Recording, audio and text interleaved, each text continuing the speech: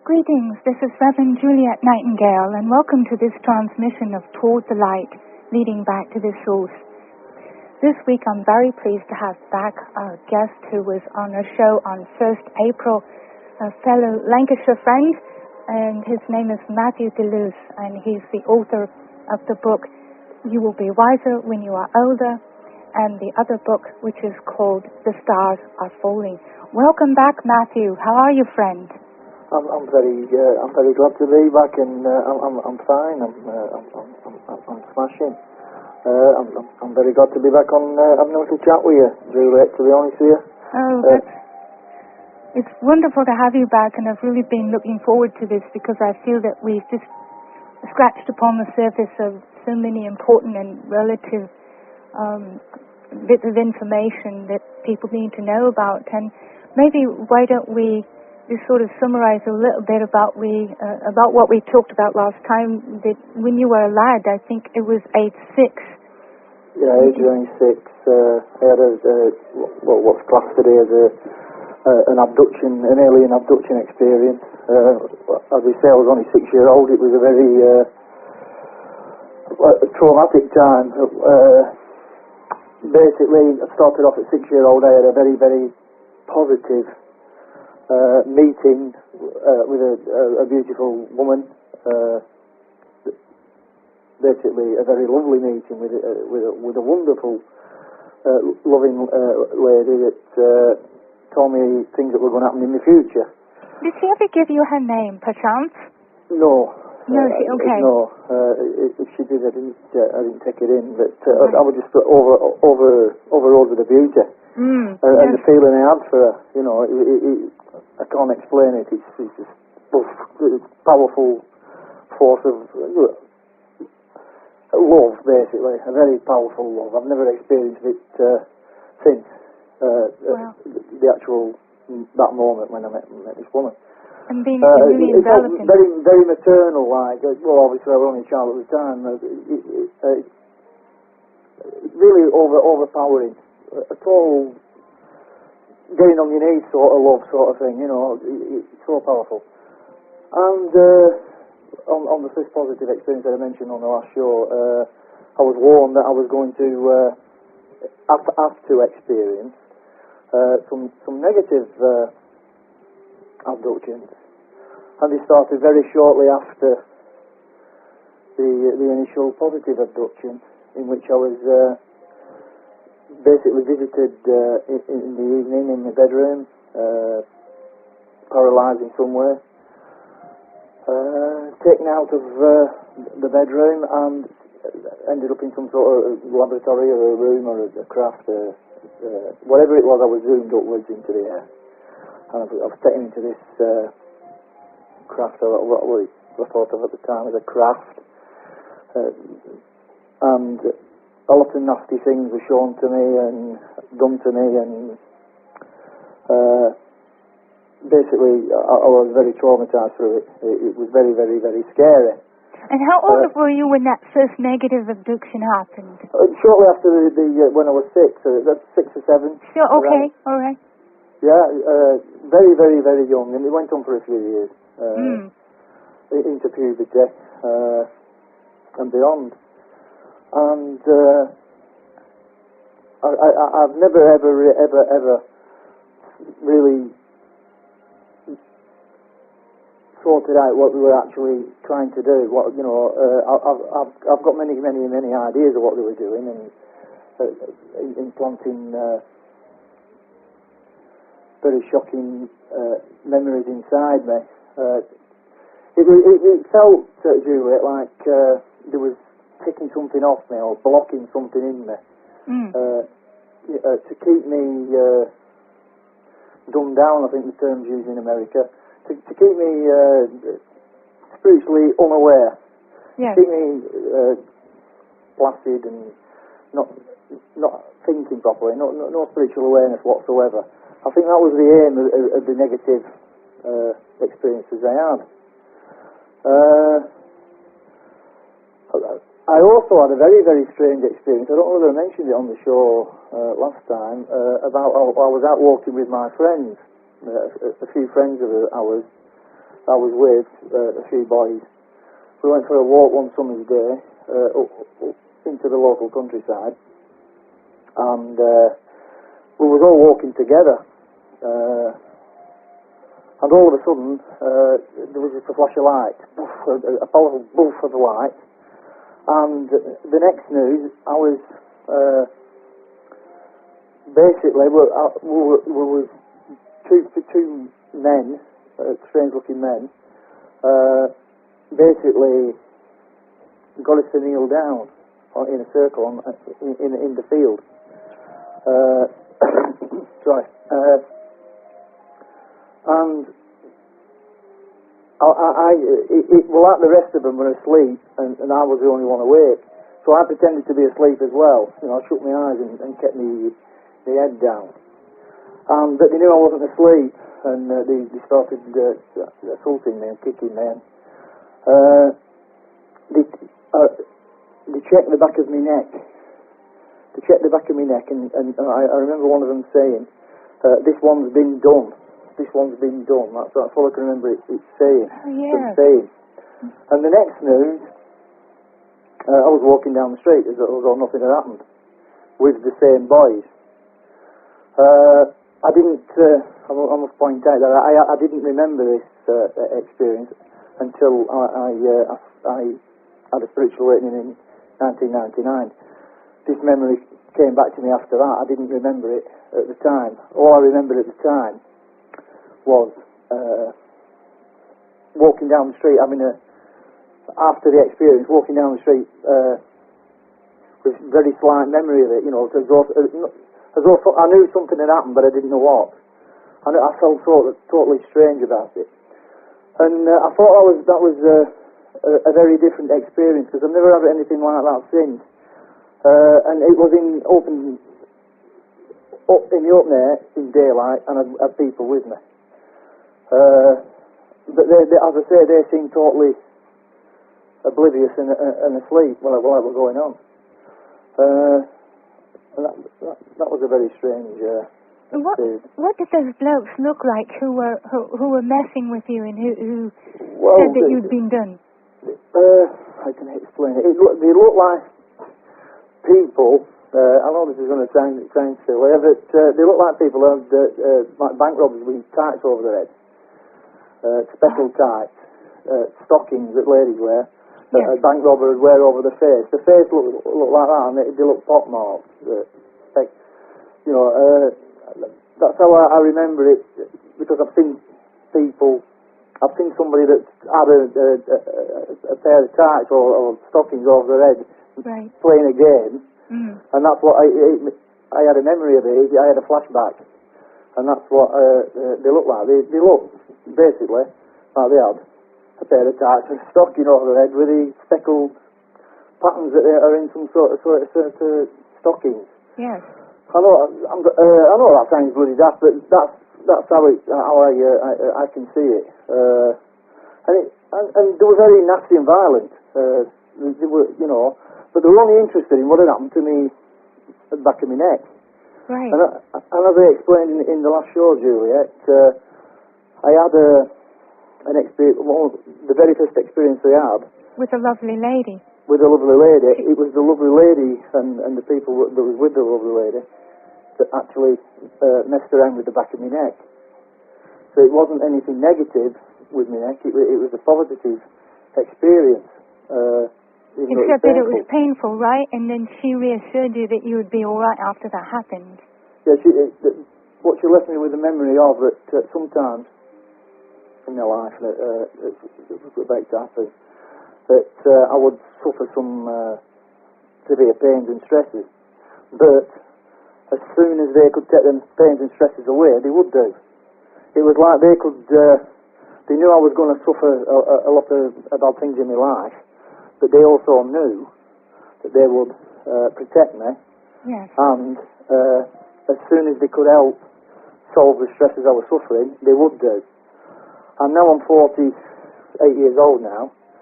I realise now what the lady was saying, because especially in the last 10 years, I've had some very stressful times, and but I've always come out of it okay. You know, I've always felt like there's been a force protecting me.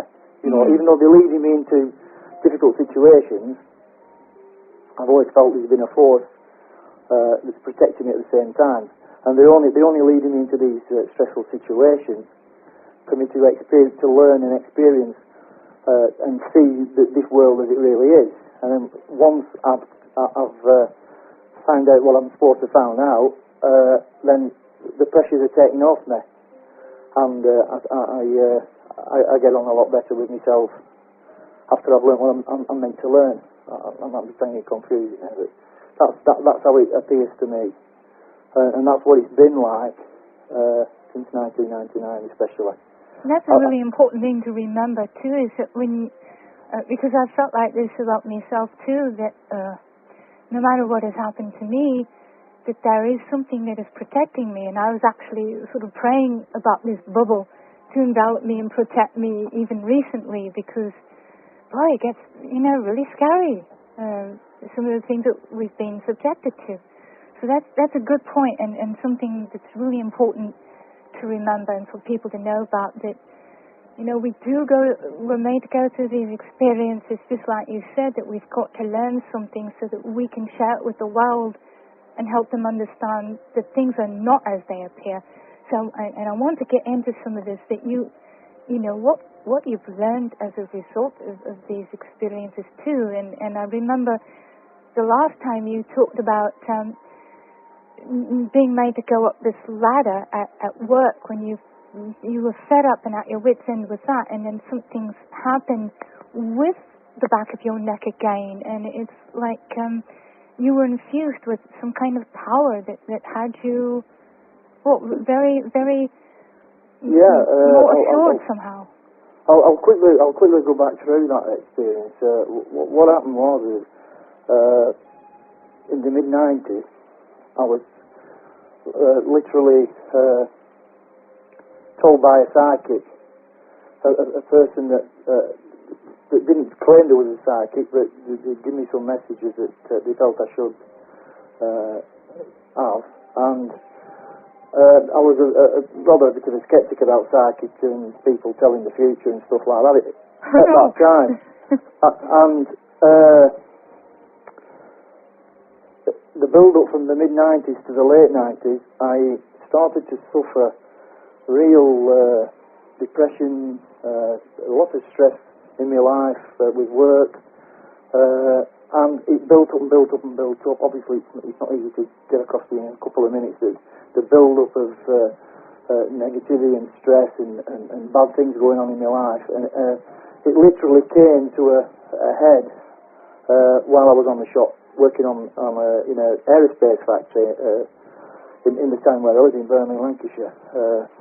And the build-up of stress I was having, I was being what's termed as, I don't know if any of your readers, listeners have heard of workplace bullying by managers and bosses. But it's on the rapid increase in England, especially, where the workers are getting more and more downtrodden. And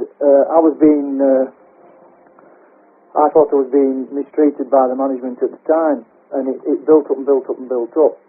And one day I was forced by the boss to do a job that I wasn't physically capable of doing, because I suffer from arthritis in the hip, and I was forced to do this job. This boss was picking on me, and he forced me to climb up a ladder, a very 30 feet in height, and I had to carry these buckets of water. And as I was going up this ladder, suffering all these depressions and anger, that basically more anger than anything else, it would either do the job or leave the job. And I couldn't leave the job. I had 2 children to feed, and the pressure of that as well. And literally, Juliet, I felt a very powerful electric type shock down the back of my spine. The back of my spine literally vibrated in my body, and I dropped the bucket.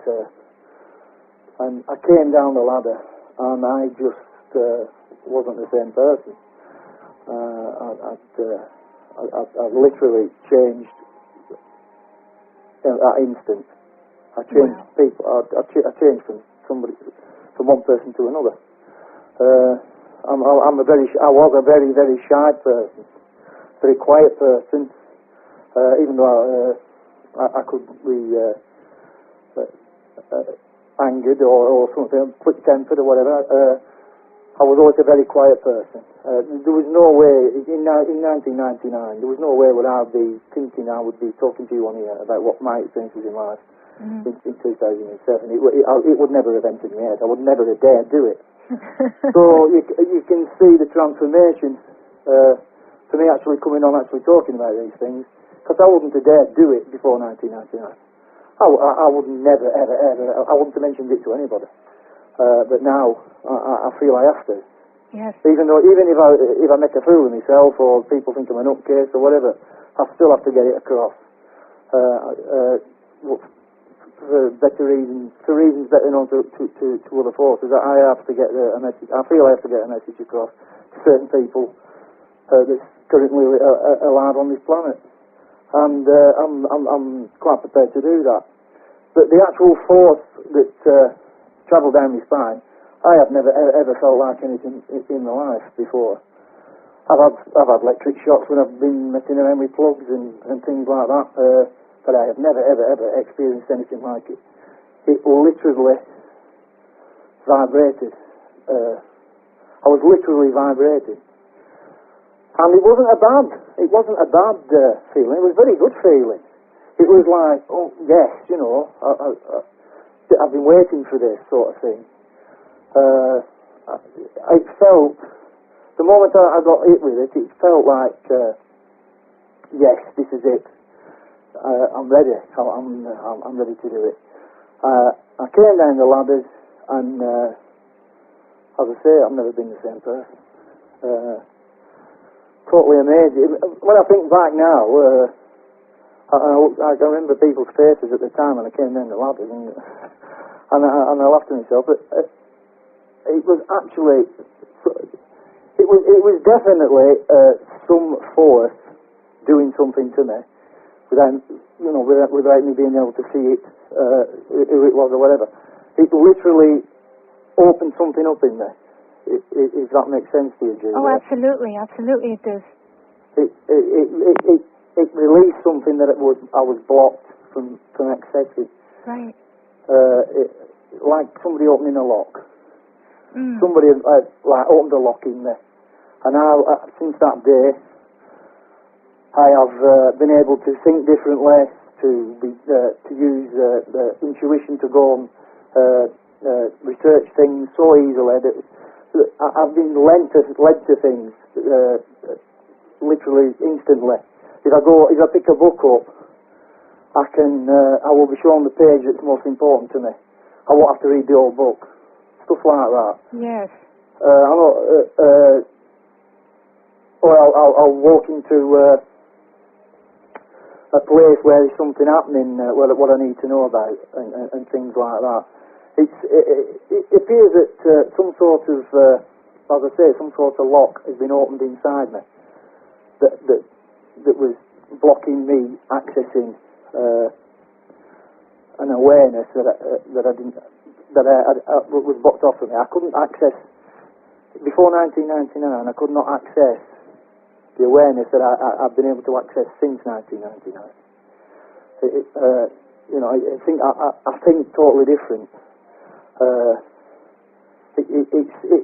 I don't know how to really explain it, but it's like this sounds daft, but it feels like I've had some sort of brain transplant. You know what I mean? That's how different I feel than I did before 1999. Now, would you say that the beautiful lady, as we're calling her, had something to do with that maybe at this perfect moment they triggered something? Because, again, with that first experience you had, they did something to the back of your neck. Yes. then you had this experience that went down your spine and radiated throughout your whole body. Yeah. Do you think it could have been connected with that? Well, yes, definitely. Okay. Definitely, yes. Yeah. Yes. Obviously, at the time when I was being told, I'll be wiser when I were older, that's what I was told. You'll be wiser when you're older. Yes. And as soon as I got the electric shock up the ladders, yes, it started to make sense to me. Yeah. It feels like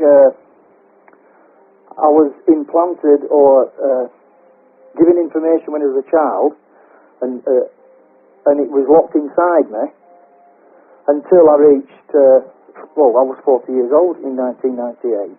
You know, at the end of 1998, I was almost 40 years old. So it felt like whatever happened to me as a child, even though it didn't make sense to me at the time, and didn't make sense to me most of my life until I reached 40 years old, that it was definitely meant to be. And even though I was left for 30 years at least, not knowing what had happened to me as a child, things started to make sense when I reached the age of 40. I spent many years during the early 20s and the early 30s just having slight memory of what had happened in my childhood.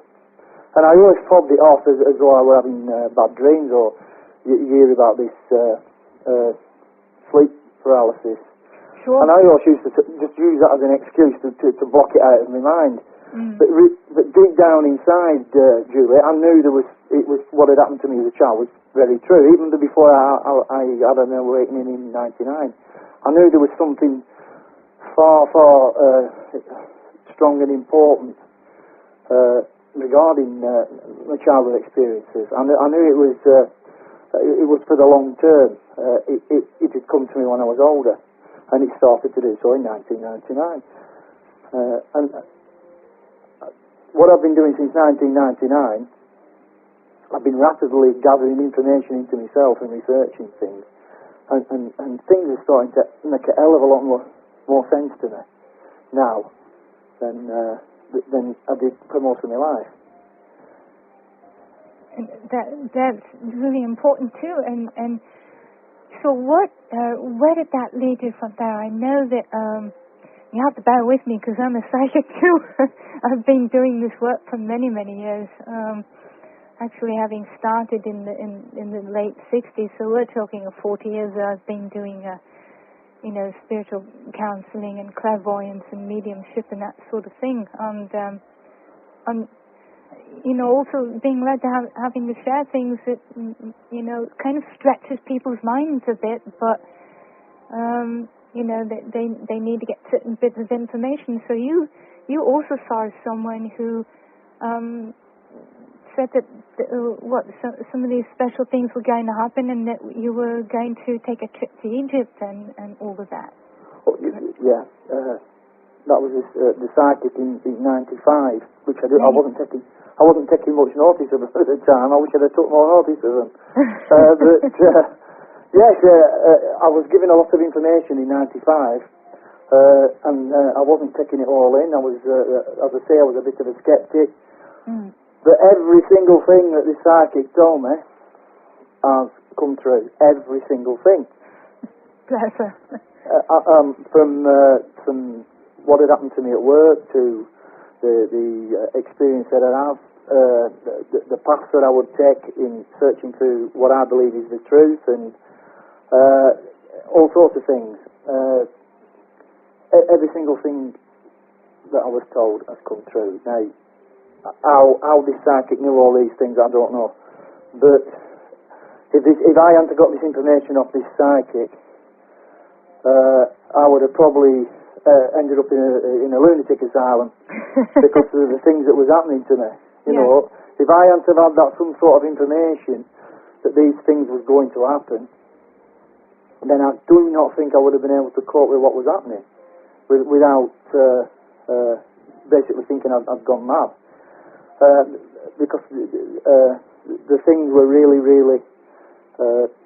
upsetting. The situation at work and everything, and my family life.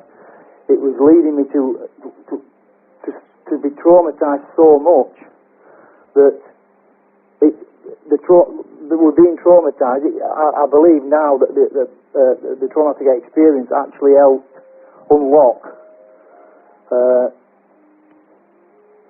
well, I'm not saying unlock. How do I explain it? The traumatic experiences that I was suffering from at the time seemed to help in my awakening. You know, if I hadn't have had the stresses and the strains put onto me, I do not think I would have been able to awaken. It was only because I was traumatized and I was thinking all the time, why is this happening to me? Why are these things happening in my life? Why am I being pressurized so much? That actually opened me up, and I actually felt when I was up the ladder that something, as I say, someone had been cutting off the back of my neck, and information just seemed to pour into me. Well, not exactly information, just I believed in my intuition 1,000 times more than I used to do. There you go. You know, if I got a gut feeling, I always went with it.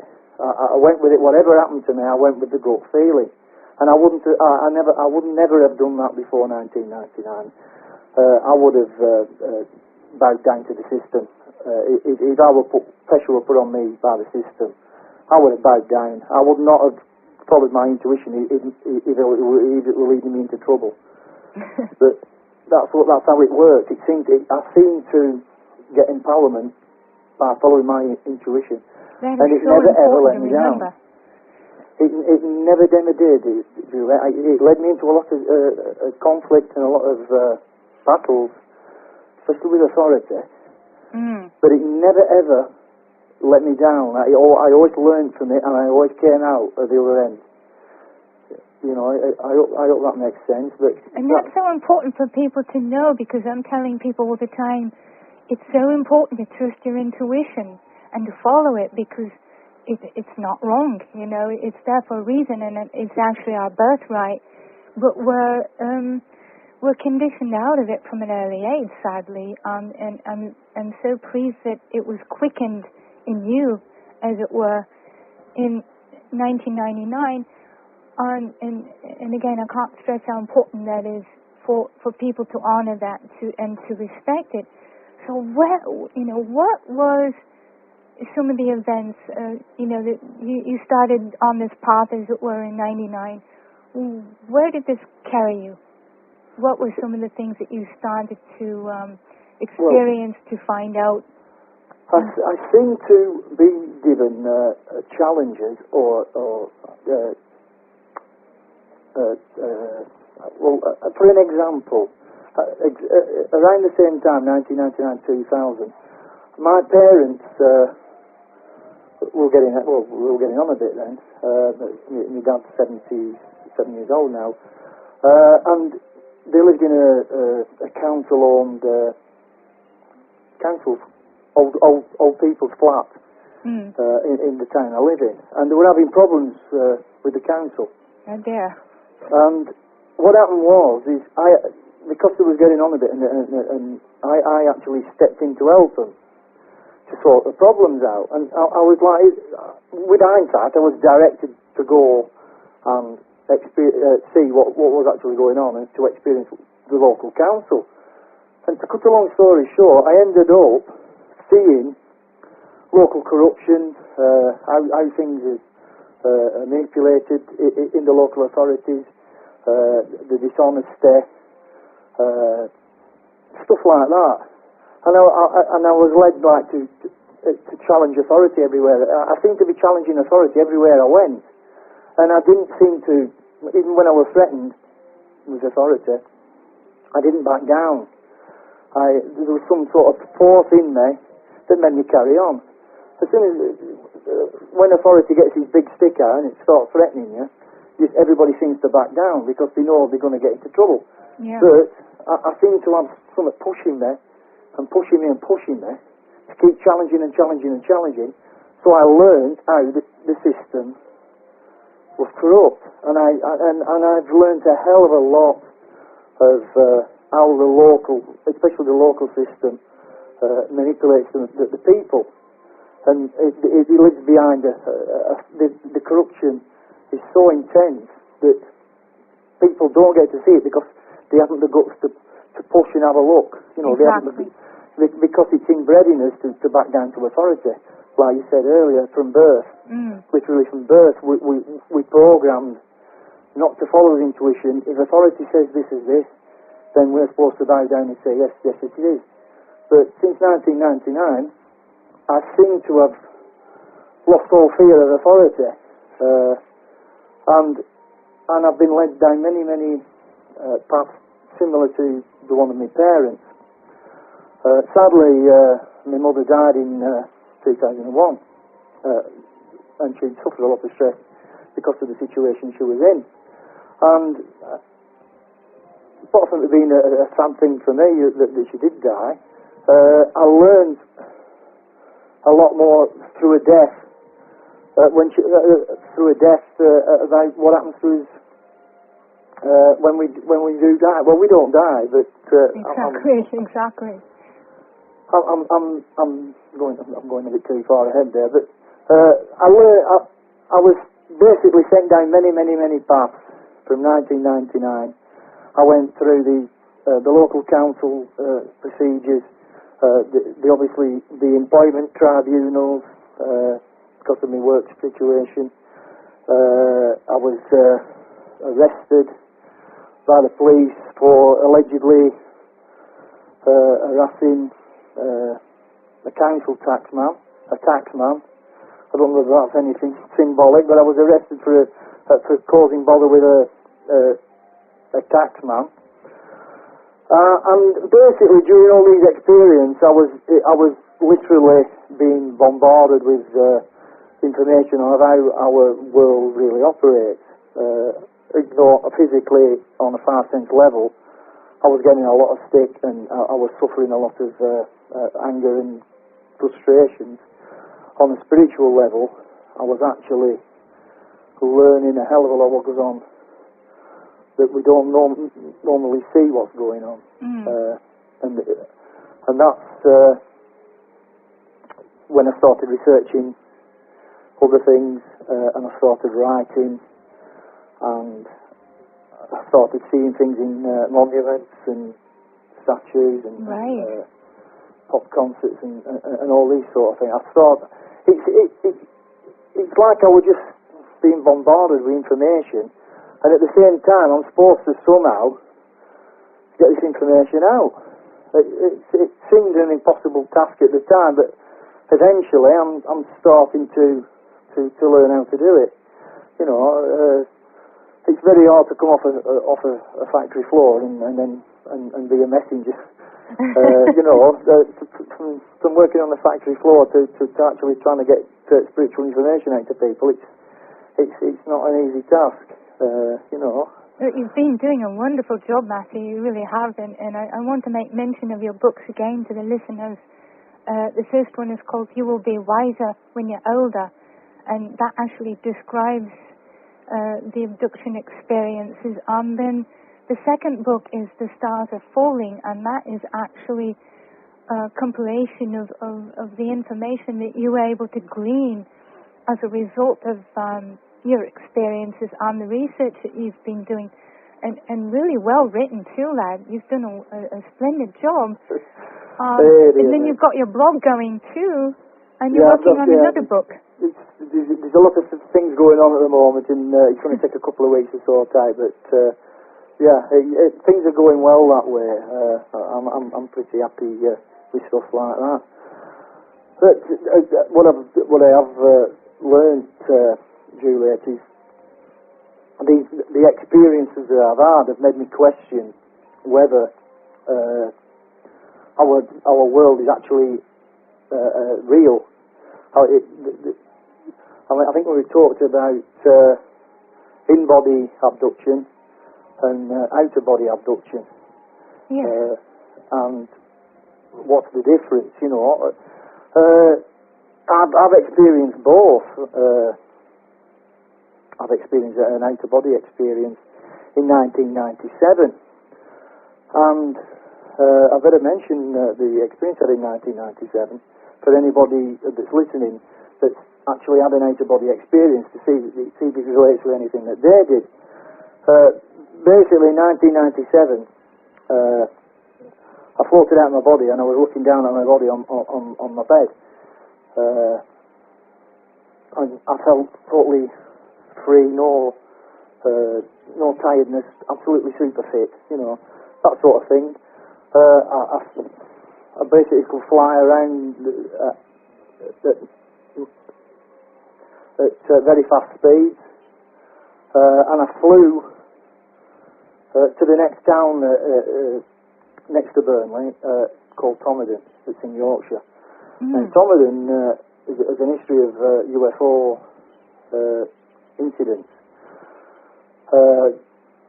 And basically, I stopped at an hill and I crawled in a little hole in this hill, and actually inside the hill there was it was all open inside, and I met three men, and with hindsight now, they felt like the three brothers. It was like I was the fourth brother, and we had a little discussion. And then we said to each other, we'll meet up in the future, and then next news we all separated at the same time, at north, east, south and west, and I flew home and literally swept down and just laid down back in my body again. Now, in 1997, I thought, I was dreaming.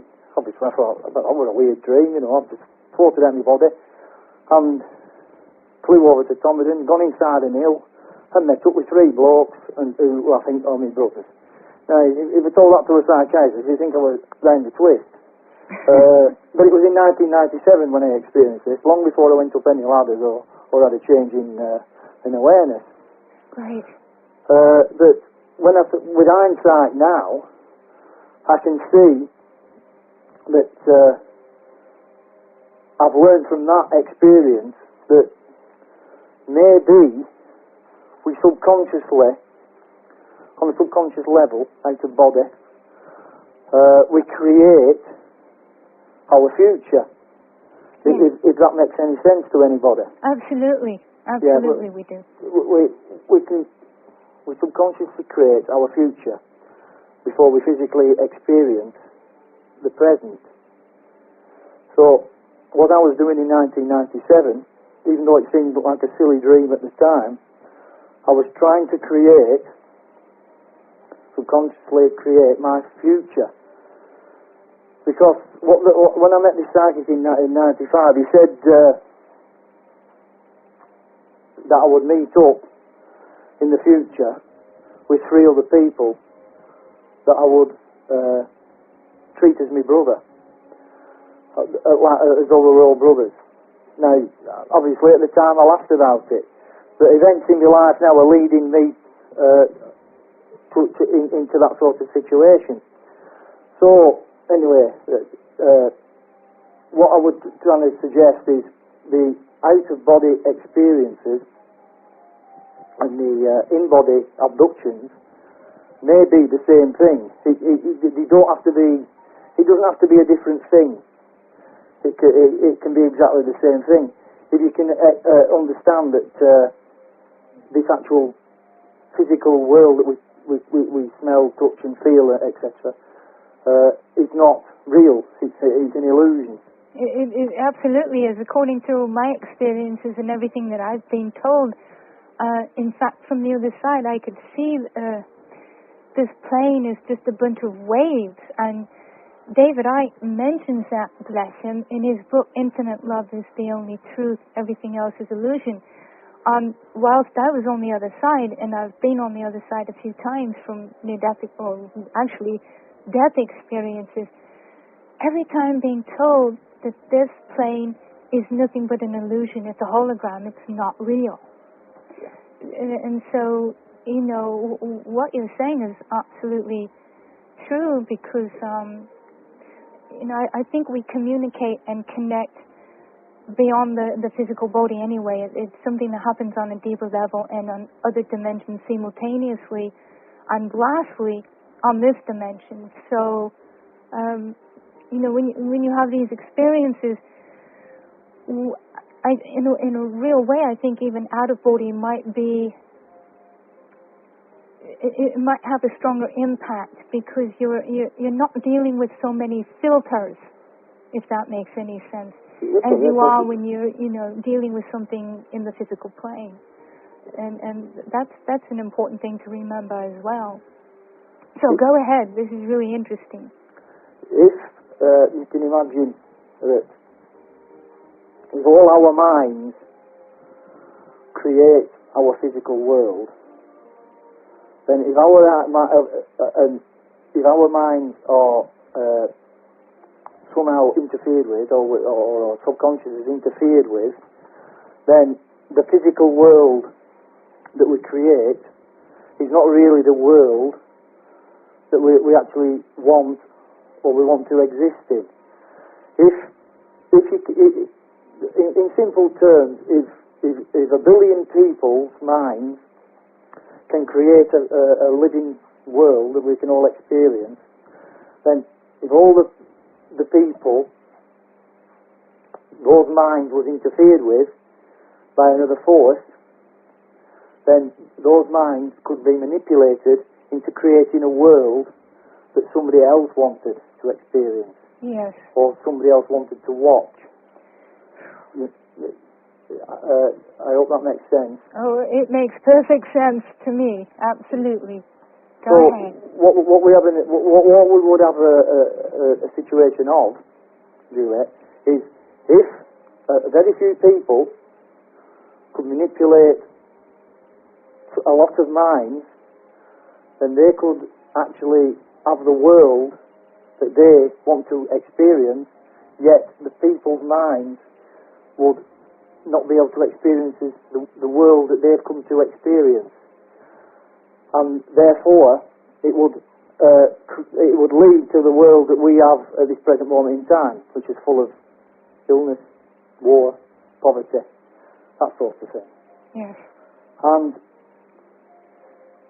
if this, I don't know how to put it into words, if this small group of people or other beings can create through our minds the world that they want to live in, then they can alter that world anytime they want. They can make it non-physical or physical.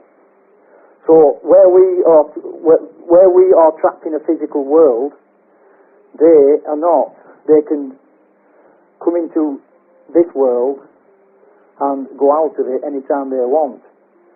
So what you have a thing then is if our world is not real and you suffer from an abduction that may appear to be physical to you, it isn't physical to the people that's coming to abduct you. It's like if we was living under the sea and we're swimming along, say we were fishers in the sea, and we're swimming along and a big hand come in the water, grabbed hold of a fish and took it out. The people around wouldn't know what it was. The other fish around wouldn't know what it was. And if the fish was then placed back into the sea, and still alive obviously, and that fish tried to explain to the other fishers that a big hand had come into the water and dragged it out, then it's going to sound an idiot fish, isn't it? They're not going to understand that from another world an hand came into their world, grabbed them out of that world, and then placed them back in it, because they're just not going to be able to comprehend that could be happening, because they believe that the fishers believe that the sea was the only dimension that was in existence. That's a very good analogy too, and something else that I wanted to interject, because you were talking about being trapped on this plane where these others are able to, as I use the word, toggle between different dimensions. Actually, if we, all of us, knew that we've got the same power to do the same thing, if we were not so brainwashed and hypnotized, as you so rightfully call it, into thinking that we're just stuck on this third dimensional realm, and in fact we really are not. And that's why people like myself, who's had a number of near-death and out-of-body experiences, and you, and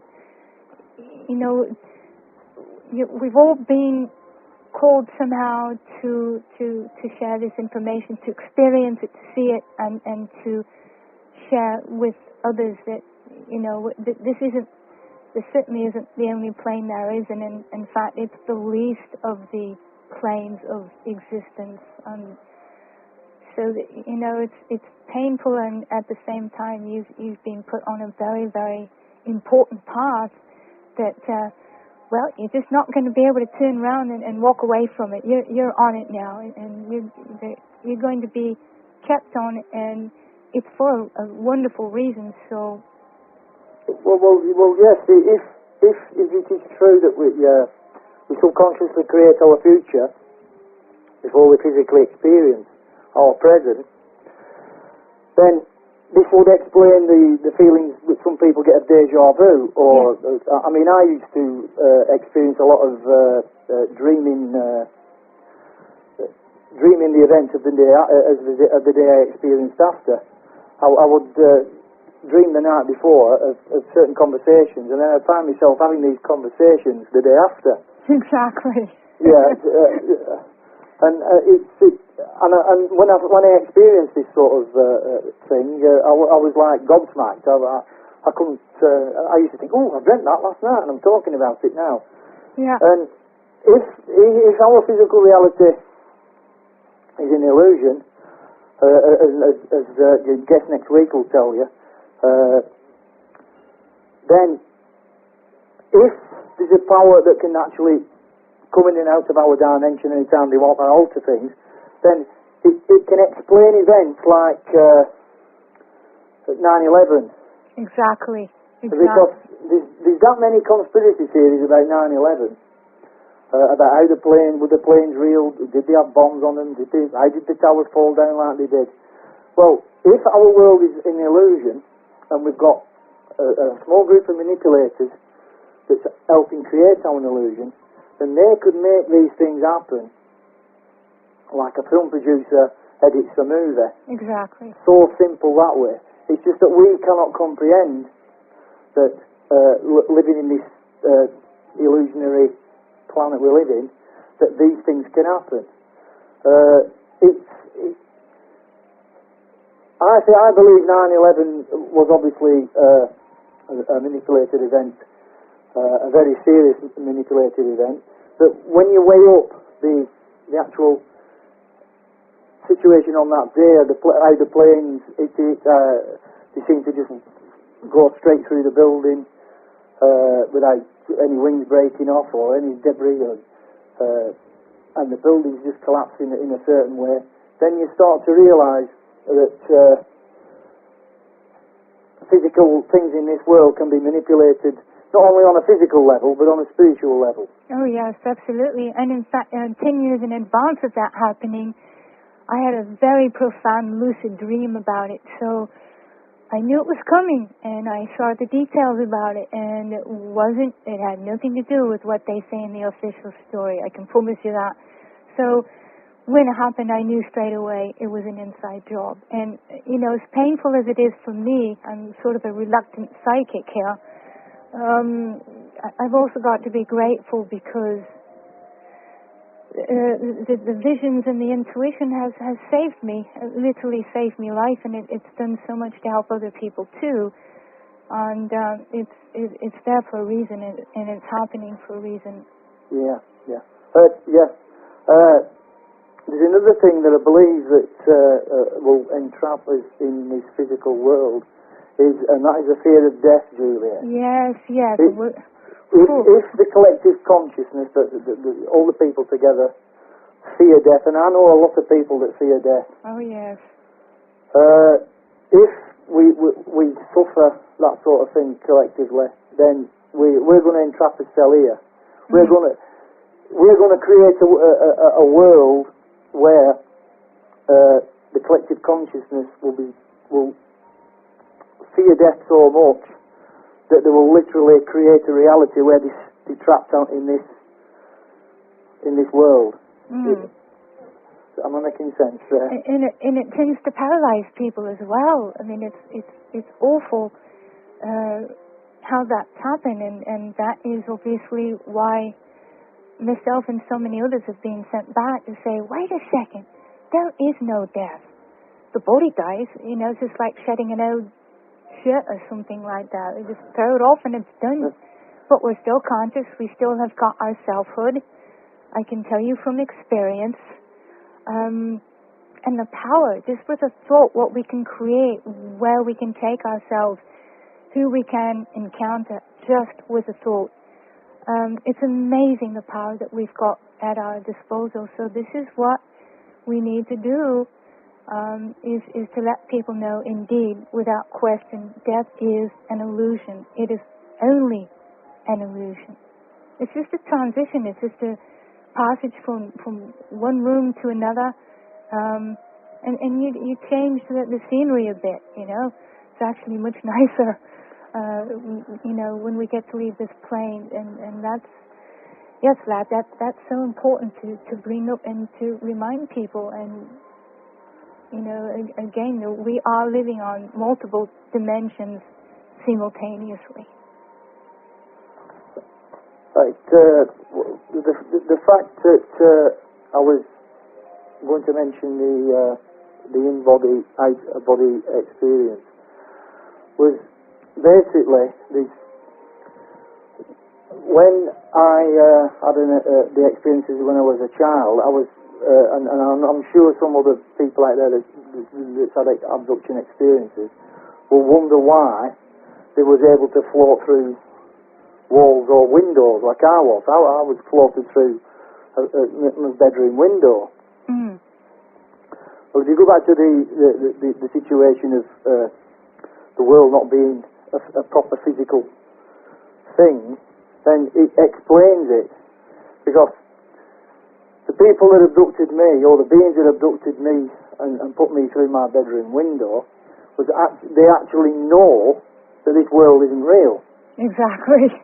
And they know that they are not subjected to our mental programming that makes it feel physically real. So if they were operating in a way where when they grabbed hold of me and touched me, or I remember getting hit with a green weapon of some kind and being made paralysed. When they actually touched me, then I became part of their world. Yes. For that very short period.